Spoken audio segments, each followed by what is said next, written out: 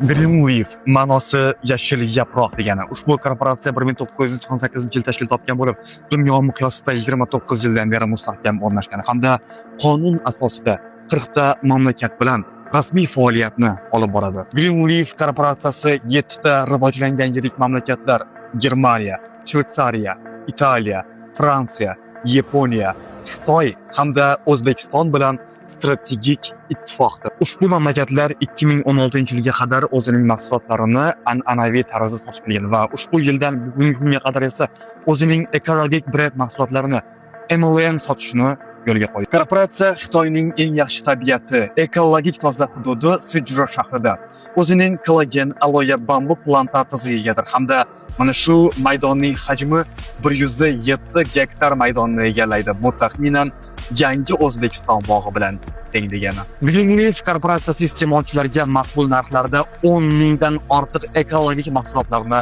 taklif qiladi.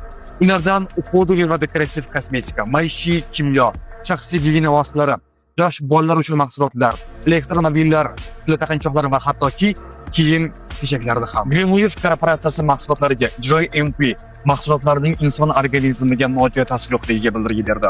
ISO mahsulotlarning sifati va brendiga kafolat berdi.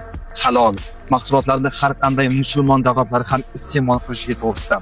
UKAS qolgan barcha hujjatlarni tasdiqlovchi yuridik kuchga ega bo'lgan sertifikatdir. Greenleaf korporatsiyasining raisi hamda prezidenti janob William Tyu. Bu inson juda ham saxovatpesha, chunki u o'z tug'ilib o'sgan yurtidagi yetim bolalar, qariyalar va hattoki talabalarga doimiy homiylik qilib keladi. Ya'ni savob ishlarni odatga aylantirgan katta harflardagi inson deyish mumkin. Ushbu korporatsiya O'zbekistonda 4 yildan ko'proq muddatdan beri rasmiy faoliyatni olib bormoqda va yurtimizda esa qarangki 2 millionga yaqin inson hamkor bo'ldi. Hamda O'zbekistondagi direktori esa 5 yulduzli status egasi Dilbarxonim Usmonova. Qadrli vatandoshlar, Greenleaf haqiqatda yashil yaproq degani.